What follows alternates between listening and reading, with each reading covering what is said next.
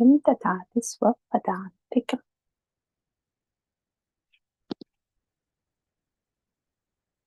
राधाकृष्णप्राणमुरा युगलकिशोरम् जीवाने मराणे गति आरो नाही मोरम्. राधाकृष्णप्राणमुरा युगलकिशोरम् कालिन्दीरकूले केलि कदम्बेरवाना रतनाभिधीरा पारा पुसाबोधुजान श्यामा गौरी अंगे दिवो चंदनेरगंधा चमरा दुलाबो कभी हेरी मुख चंद्र गाथिया मालतीर्माला दिबो दोहारा गले आधारे तुलिया दिबो कर्पूरा तांबूरी. The divine couple Shri Shri Radha and Krishna is my life and soul. In life or death, I have no other refuge but them. In a forest of small Kadamba trees on the bank of the Yamuna, I will seat the divine couple on a throne made of brilliant jewels. I will anoint their dark and fair forms with sandalwood paste, scented with chuya, and I will fan them with a chamara whisk. Oh, when will I behold their moon-like faces? After stringing together garlands of malati flowers, I will place them around their necks, and I will offer tambulas scented with camphor to their lotus mouths. Lalita Vishakadi Jata Sakhi Brinda Agnaya Koribo Seba Charanaravinda. With the permission of all the Sakhis, headed by Lalita and Vishaka, I will serve the lotus feet of Radha and Krishna.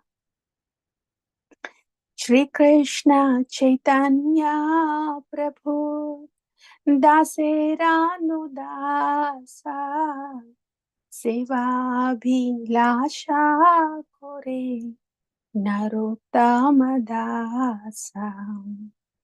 Narottama Dasa, the servant of Shri Krishna Chaitanya Prabhu, longs for this service to the divine couple. Srila Narottama Dasa Thakur Mahasaya Ki Jaya. And we will continue to hear in regards to the Damodar Leela. The day before yesterday, we heard about Mukhara Devi, grandmother of Srimati Radharani. And after that, we heard about how different the Dham and the Vrindavan Dham, and also everything in Dham, the rivers, the mountains, the Govardhana, how everything in Dham has manifested through Sandhini Shakti of Lord Krishna's body, which is Balaram. And we also heard about how Srimati Radharani has manifested from the left shoulder of Lord Shri Krishna. So we will continue from there. Once Krishna and the gopis were resting in a grove decorated with parasols, flower awnings, and strands of pearls. The air still resonated with the sounds of the flute, mridangas, and singing of a rasa dance. Surrounded by beautiful young girls, Radha cast a sidelong glance at her beloved Shyamasundara, who was more charming than any Cupid could ever be, and she spoke to him affectionately. Srimati Radharani said, "Oh my lord, if you are pleased with me, with my love for you, and with our festival of dance, then please fulfill a desire that has long resided within the core of my heart." Without a moment's hesitation, Krishna replied, "Oh, beautiful one, although I am surprised that there is still a desire within you that I have not fulfilled yet, I will happily grant whatever you may want." Radha acknowledged Krishna's kindness with a smile and whispered, "Somewhere in Vrindavana forest, by the bank of the Yamuna, please create a very beautiful and very secluded dance arena." So Srimati Radharani, she's asking for a dance arena somewhere in Vrindavana forest by the bank of Yamuna. What did Lord Krishna, Shyama Sundara, her Lord, say? Eyes half closed, Krishna sat in meditation, searching his heart for the most perfect fulfillment of Radha's desire. Then, as the gopis looked on in amazement, his love for Radha took form before them. That's beautiful. So Lord Krishna sat in meditation and he was searching his heart for the most perfect fulfillment. So for that specific place that Srimati Radharani was desiring for dance arena. And from that meditation, from the heart of Lord Krishna, what appeared? What appeared from that? At first, Krishna's love appeared in a form that resembled water and fire, but was neither, and it came out of his heart in the way that a sprout shoots up from the ground, although it was not a creeper. When that indescribable droplet of love fell to the ground, it transformed itself into a mountain with palatial caves, crystalline streams, flowering trees, networks of vines, and graceful birds. Wow, the birds too. Not only the mountain and everything on the mountain, like caves, streams, trees, vines, but also the birds. All this is from the heart of Shyamasundara Krishna. In a single moment, the mountain expanded in length, breadth, and height. It assumed a form that possessed 100 golden peaks and defeated the beauty of Lord Narayana's palace in Vaikuntha. Some Vrindavana-vasis call the mountain Govardhana because it was the infallible shelter for wish-fulfilling cows. Others called it Shatashringa because it had 100 majestic peaks. This is beautiful. So from the heart of Lord Krishna, while he was meditating for Srimati Radharani's fulfillment of desire to create a place for dance arena, from the heart of the Lord, a love drop came out. And Soon it looked like it was sprouting, and this drop appeared as mountain, and it grew big very soon. With all these things on the mountain, the trees, the streams, caves, vines, and the birds too. So this mountain is called Govardhana or Shatashringa because there are 100 peaks. Wow. So Govardhana used to have 100 peaks then. That's Govardhana, appearance of Govardhana. Giriraj Govardhana from the heart of Krishna for Srimati Radharani. The essence of Govardhana is prema. And because the nature of prema is to always expand, Govardhana expanded in every direction without limit, following the dictates of his own heart. That's amazing. Anything that comes out from the Supreme Lord is really conscious and knows the desire of the Lord so well and has the same quality of the Lord, prema. That's beautiful. That's beautiful.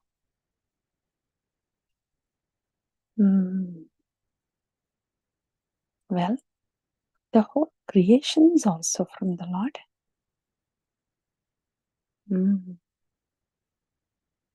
So the whole creation is actually the prema of the Lord. But one can perceive it with the sweet will of the Lord when He very kindly lifts the veil of Maya, veil of illusory energy. This is beautiful. Soon there was no space in Goloka for anything other than Govardhana hill. And thus the inhabitants of Goloka Vrindavana, filled with apprehension, created a great uproar.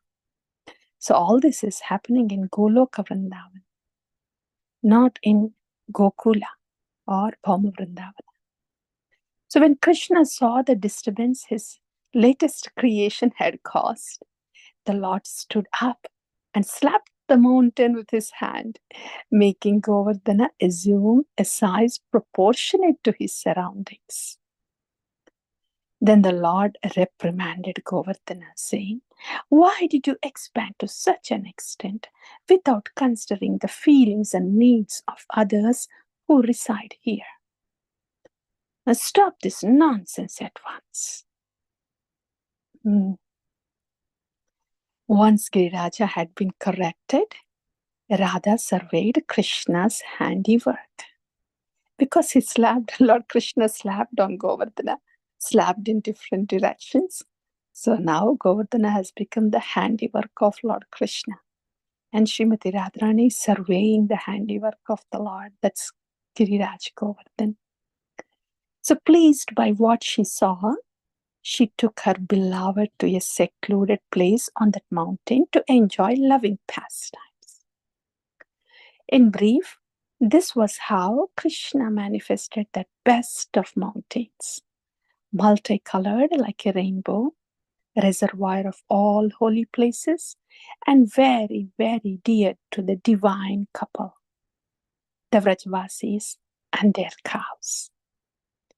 Govardhana learned a great lesson that day.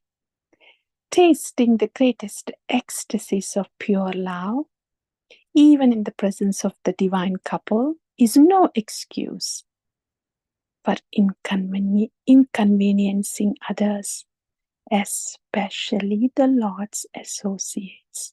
Oh, that is a good one.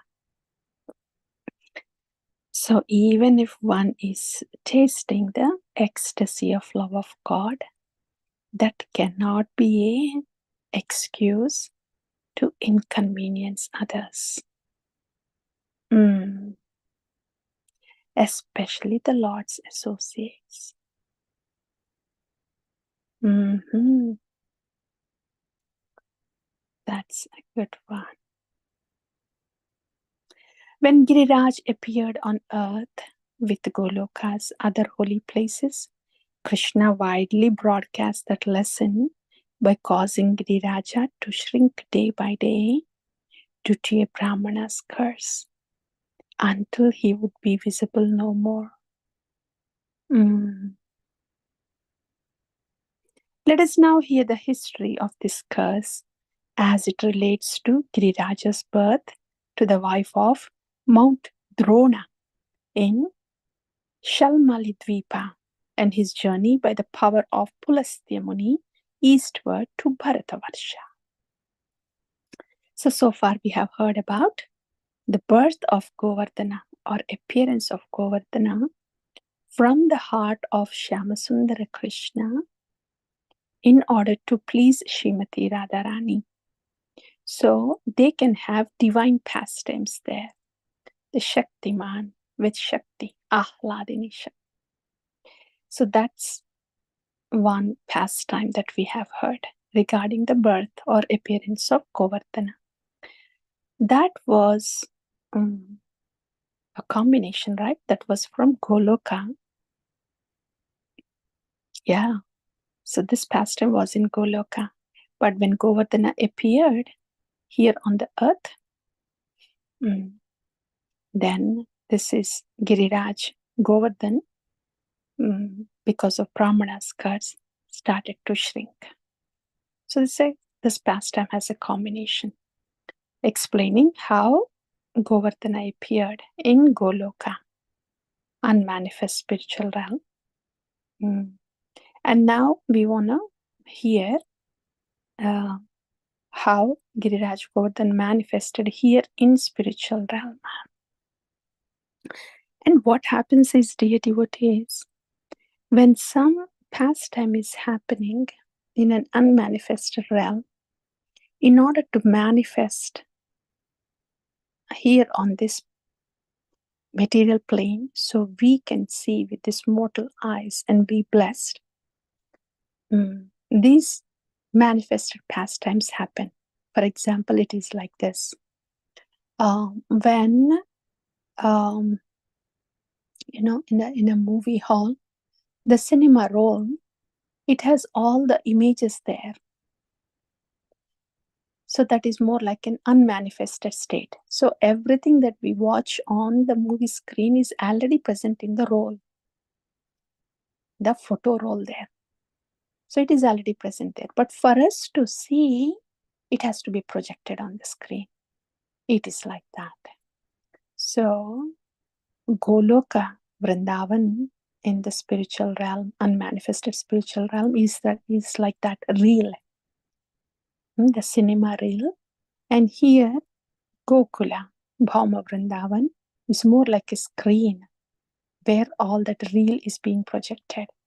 And that's why there is no difference between Bhauma Vrindavan, Gokula, or unmanifest spiritual world, Goloka Vrindavan. So tomorrow we will hear this pastime of what happened on the Bhauma Vrindavan. Yeah? So we will pause here. Giriraj Govardhan की जय, श्रीमती राधा रानी की जय, गिरिधारी कृष्ण की जय. Hare Krishna.